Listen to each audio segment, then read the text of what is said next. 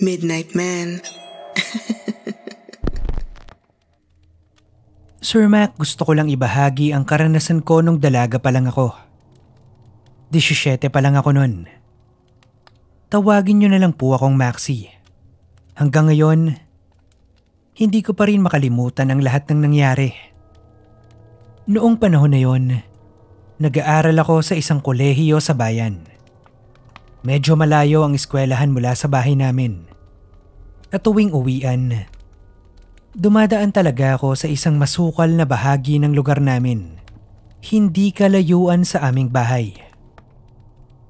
Maraming mga ligaw na halaman doon at madamo ang paligid. Meron ding napakalaking puno ng akasya doon.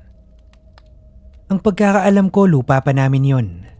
Wala nga lang panahon ng mga magulang ko para hawanan yon at taniman. Gawa ng may kanya-kanya din silang pinagkakaabalahang hanap buhay. Madalas kapag dumadaan ako doon, may naaamoy akong parang sunog. Amoy sigarilyo pero mas matapang. Parang pinaghalong nasusunog na dahon at tabako. Nung una, inisip ko lang na baka may nagsisiga sa di kalayuan. Pero napansin kong palaging nandoon ang amoy sa tuwing dumadaan ako. Kahit umulan o malamig ang panahon, hindi nawawala. May isa pang bagay na napansin ako, Sir Mac. Minsan sa madamong daan na tinataha ko, may nakakalat na mga petals ng bulaklak. Hindi ko alam kung saan nanggagaling. Kasi wala namang malapit na puno o halaman na may ganong bulaklak. Parang may naglalagay talaga. Binabaliwala ko lang naman yon. Wala naman akong nakikitang kakaiba. Pero pakiramdam ko may nakatingin sa akin. Hindi ko maipaliwanag. Pero alam mo yung pakiramdam na parang may sumusunod sa'yo? Wala kang makita pero parang may presensya sa paligid. Hanggang sa dumating si Anton sa buhay ko. Kalugar lang din namin si Anton. Kaklase ko rin siya sa kolehiyo. Matangkad, maputi at may itsura. Mabait din at seryoso sa pag-aaral. Nanliligaw siya sa akin, Sir Mac. At alam ng mga magulang ko yon. Pero sinabihan ko siya na ayoko pang mag-boyfriend. Hindi naman siya nagpilit. Alam kong katulad ko rin siya na mataas ang ambisyon. Sabi niya pa hihintayin niya kung kailan ako handa. Gusto ko na sanang sagutin si Anton noon. Kaso nga 17 pa lang ako. Pakiramdam ko masyado pang maaga. Ewan ko ba, pero parang may nagalit nun. Kasi isang gabi, hinatid ako ni Anton pa uwi kasi inabot na kami ng dilim sa eskwelahan. May inayos kasi kaming project kaya napalate kami ng uwi. Dumaan kami sa madilim at masukal na bahagi ng daan pa uwi sa amin. Tahimik lang kaming naglalakad nang biglang may tumama sa likod ni Anton. Biglang umaray si Anton. Napahinto siya at napatingin sa likod niya. Nagtaka ko. Wala namang ibang tao sa paligid. Saka nang ilawan ko yung likuran niya gamit ang cellphone ko. Nakita namin ang bagay na tumama sa kanya. Isang maliit na buko. Opo, Sir Mac. Buko. Pero paano? Wala namang puno ng nyug doon. Puno ng akasya ang nandon. At puro ligaw na halaman lang. Napatingin si Anton sa paligid. Baka raw may nagtitrip lang sa amin. Pero wala talagang tao. Walang kahit anong ingay maliban sa tunog ng kuliglig at may hinang kaluskos sa mga dahon. Nagmadali kaming umalis doon. Pagkalipas ng ilang araw, biglang hindi pumasok si Anton. Nalaman ko lang ang dahilan nang makita ko ang mama niya sa eskwelahan. Sabi niya sa akin may sakit si Anton. Inaapoy daw ng lagnat. Ang taas daw ng temperatura. Dinala na sa doktor pero pinabilhan lang ng gamot. Dahil lang daw sa stress at pagod kaya nagkasakit. Nag-alala ako, Sir Mac. Ilang araw na kasi siyang hindi pumapasok. Hanggang sa makausap ni Mama ang mama ni Anton. Nagsuggest si Mama na ipatingin sa albularyo ang anak niya. Nagpresenta pa nga na sasamahan daw sila. Siyempre sumama din ako nang dalhin si Anton sa albularyo kinabukasan. Tinawas ang manliligaw ko. At sinabi sa amin ng albularyo na nakita sa tawas ang mukha ng isang maitim at mabalahibong nilalang. Galit na galit daw ito. Doon ko rin ikinuwento sa albularyo yung mga nararanasan ko sa masukal na daan na nadadaanan ko pauwi sa amin. Sabi ng albularyo, may nagkakagusto raw sa akin. Pero hindi tao, kundi isang kapre. Ito rin daw yung nakita sa tawas. Nagsiselos daw ito kay Anton kaya binigyan ito ng sakit. Kinilabutan ako, Sir Mac. Ito pala yung dahilan kung bakit nakakaamoy ako ng matapang na amoy ng tabako. Marahil ito rin yung bumato kay Anton. Ayon sa albularyo, titigil lang ang kapre kung kakausapin ko ito at ipapaliwanag kong wala siyang pag-asa sa akin. Pero kailangan kong mag-ingat dahil baka hindi niya matanggap ang pagkabigo. Kinabukasan, nagpasama ako sa mama ko. Nagtungo kami roon sa masukal na daan. Sa ilalim ng punong akasya ko pinapwesto ni Mama. Yun lang naman ang nag-iisang malaking puno roon na pwedeng bahaya ng kapre. Tahimik ang paligid nun. Papadilim na din kasi. Tapos ang risky pa ng gagawin ko. Pwedeng-pwede akong kunin ng kapre pag nagkataon. Huminga ako ng malalim at saka nagsalita ng pabulong habang nakaharap sa puno. Buo ang loob na sinabi ko ang mga katagang, wala kang pag-asa sa akin. Pasensya ka na. Hindi kita gusto. Magkaiba tayo ng mundong ginagalawan. Bata pa ako at marami pang pangarap sa buhay. Sana maintindihan mo. Nakikiusap din ako na sana bawiin mo na yung sakit na ibinigay mo kay Anton. Mabait naman yun eh.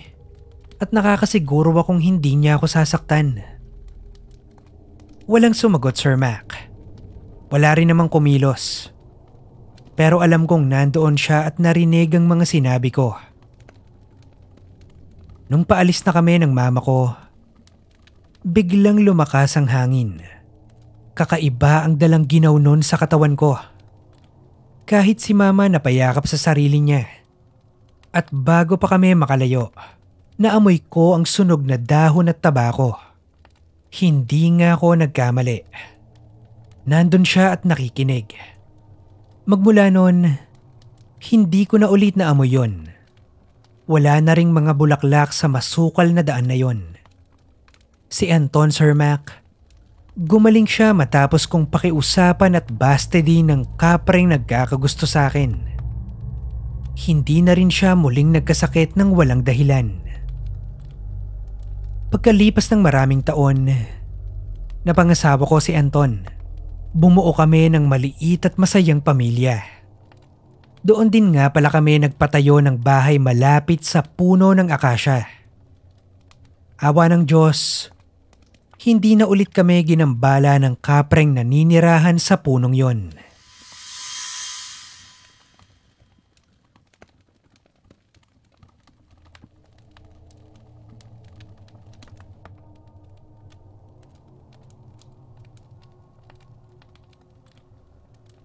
Sir Mac, good day po. Itago mo na lang ako sa pangalang Dane. Isang pamilyadong tao at may maayos na trabaho rito sa Metro Manila. Pero bago pa man ako lumuwas, may karanasan ako sa aming probinsya na hindi ko makakalimutan. Nakilala ko si Paula sa isang sayawan sa aming barangay. Isang dalaga na nagmula pa sa malayong barangay. Dumayo lang sila sa amin nun. Magpipiesta nung mga panahong yon. At normal sa aming probinsya ang ganoong kasiyahan. kapag nalalapit ang kapistahan. Hindi lang ako sure kung meron pang disco o baile sa panahon ngayon. Matagal na rin kasi akong hindi nakakauwi sa amin. 18 anyos ako nun. At unang kita ko pa lang kay Paula, talaga namang nabighani agad ako sa kanyang ganda, Sir Mac. Maliit lang siya. Makinis ang balat tapos napakalambot ng boses. Mapungay ang mata at may kakaibang dating. Hindi ko maipaliwanag pero parang may humila sa akin papunta sa kanya. Hindi ako ganun kabilis ma-attract sa babae. Pero iba yung kay Paula. Hindi ko na lang namalayan na nakikipagsayaw na ako sa kanya. At simula noon, naging malapit na kami sa isa't isa. Dahil magkaibang barangay kami, hindi araw-araw ang kita namin. Kaya tuwing may pagkakataon, dinadayo ko siya sa kanila. Doon ko nakilala ang nanay niya. Tahimik lang ito.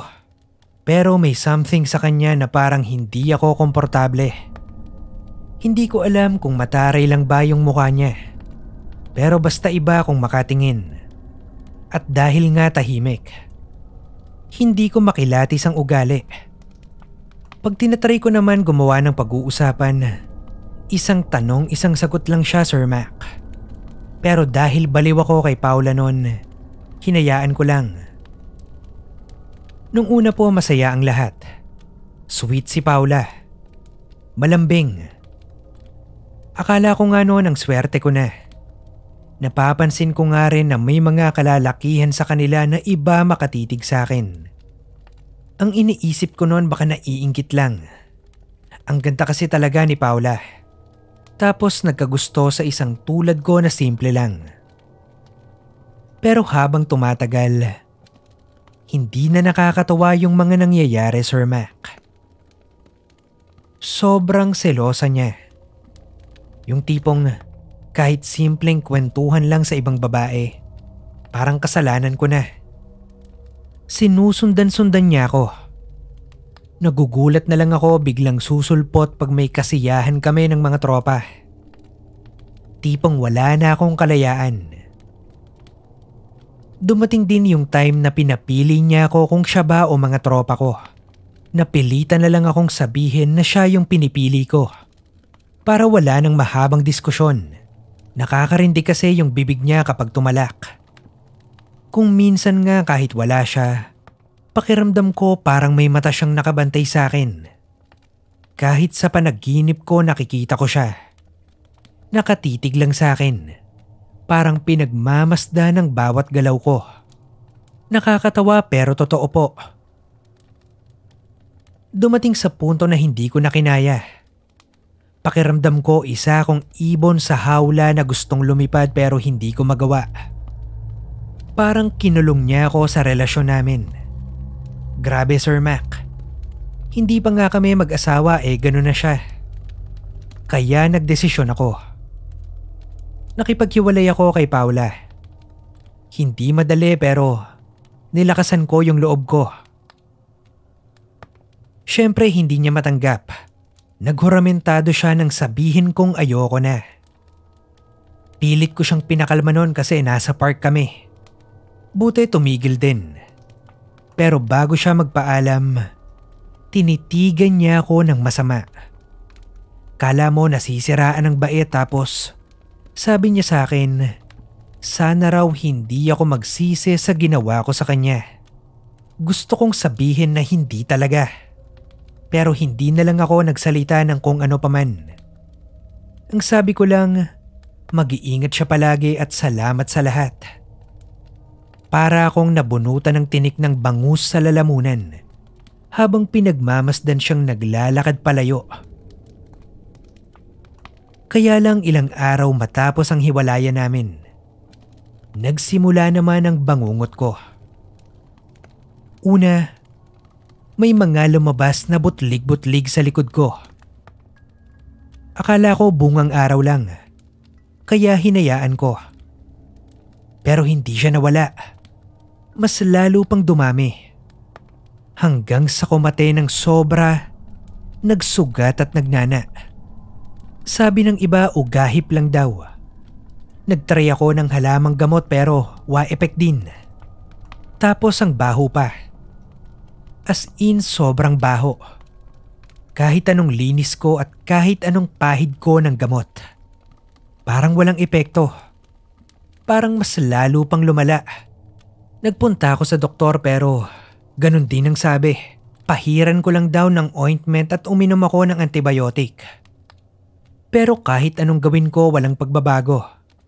Hanggang sa may isang kamag-anak namin ang nagsabing, "Nako, baka hindi normal yan." Dinala ko ng tsuhin ko sa isang manggagamot sa malayong bayan. Nanakare ang pangalan ng manggagamot. Matanda na siya pero yung tindig gala mo nasa 60s lang.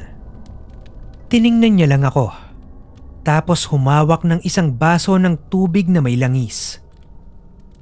Ilang minuto siyang tahimik. Parang may tinitingnan. Tapos bigla siyang nagsalita. "May gumawa sa'yo nito." Napalunok ako nun, Sir Mac. Kinakabahan kasi ako. "Tapos na ba kayo ng syota mo?" Tanong niya. Tumangulang ako. "Nanay niya ang may gawa nito." Parang nawala ang dugo sa mukha ko sa narinig ko. Sabi ni Nana Kare, hindi si Paula mismo ang nangkulam kundi ang nanay niya. Ang dahilan, hindi nito matanggap na basta ko na lang hiniwalayan ang anak niya. Doon ko naalala kung paano ako titigan noon ng nanay ni Paula. Yung pakiramdam ko dati na parang may mali. Yun pala yun. Ginamot ako ng matanda. Ang naaalala kong sinabi niya ay madali lang niyang nakontra yung binitawang pamarusa sa akin. Buti raw hindi ganoon kalakas yung hawak ng nanay ng ex ko.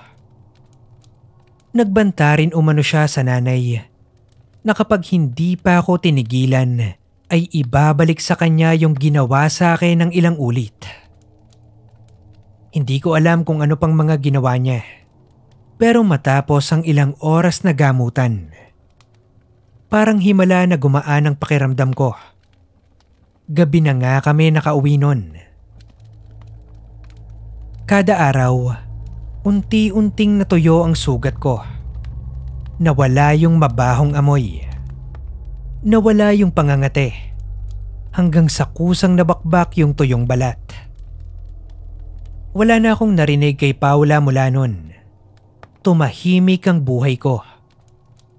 Totoo nga na dapat bago tayo pumasok sa isang relasyon, kilalanin muna nating maigi ang isang tao. At dito ko na lang po tatapusin ang kwento ko, Sir Mac. Maraming salamat po.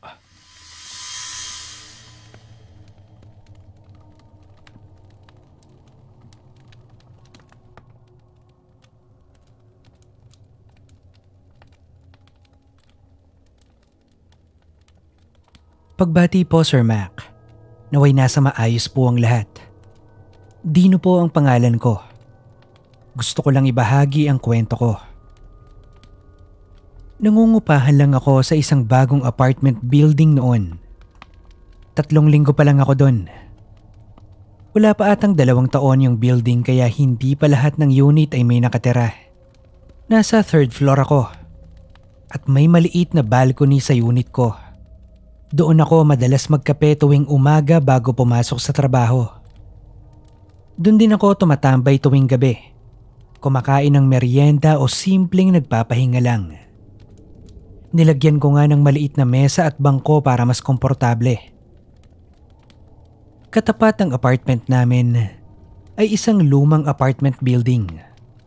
Tansya ko mga 8 hanggang 10 metro ang layo mula sa building namin. Mukha namang matibay pa, pero halata mong maraming taon nang nakatirik doon. Maraming unit na may ilaw sa gabi.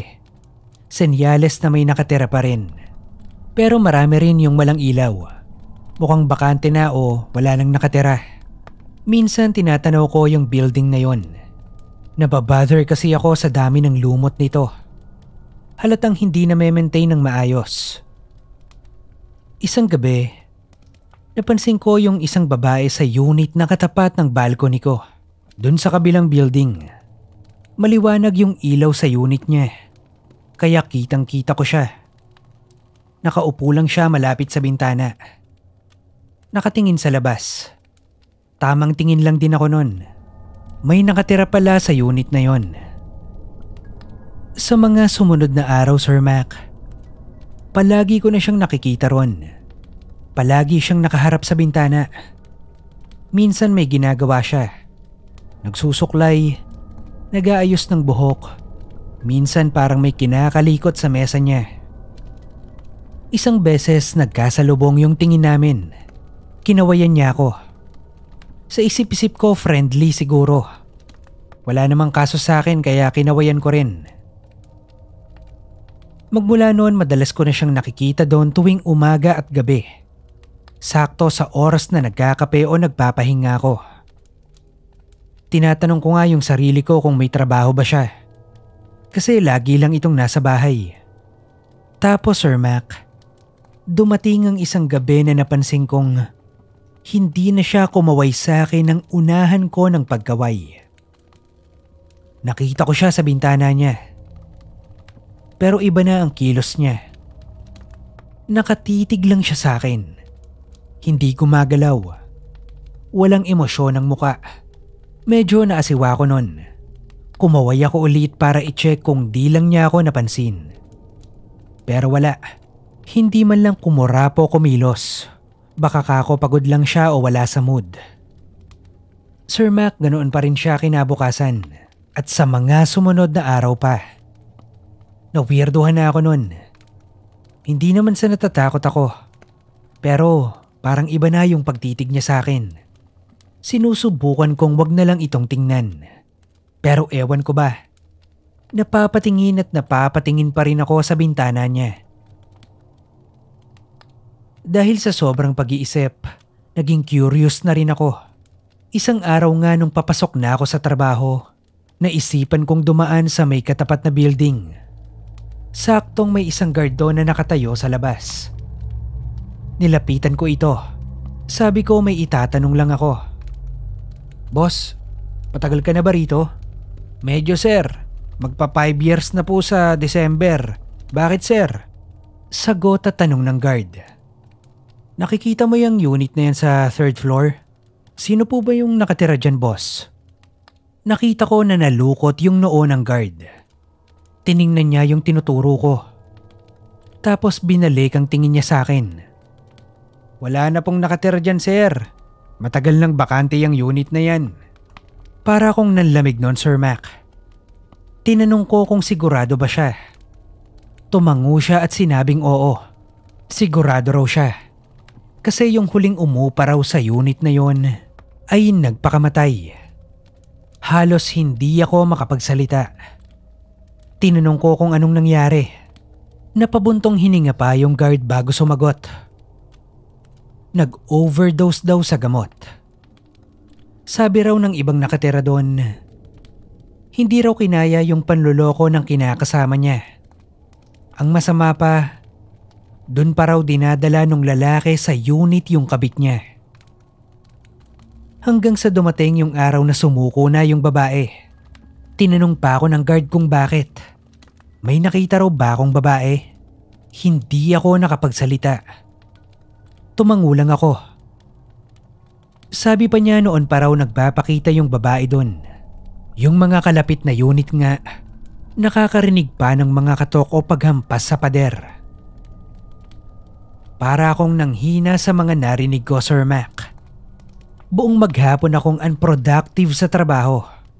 Buti walang nakapansin sa akin. Multo na pala yung kinakawayan ko. Simula noon, hindi na muna ako tumambay sa balcony. Ni hindi ko na tinataas yung blinds sa pinto na papunta sa balcony ko. Nagpupunta lang ako doon kapag nakikita kong marumi na. Tapos pinipigilan ko talaga yung sarili kong tingnan yung katapat na unit habang naglilinis. Kinikilabutan ako kapag ganun. Pero wala eh. Kailangan kong linisan yung balcony. Hanggang sa naisipan kong lumipat na lang ng bahay makalipas ang 2 buwan. Para kasing laging may nakatingin sa akin kapag nasa unit ako. Ayoko ng ganun. Nasisira yung peace of mind ko. Yun lamang po, Sir Mac. Maraming salamat po.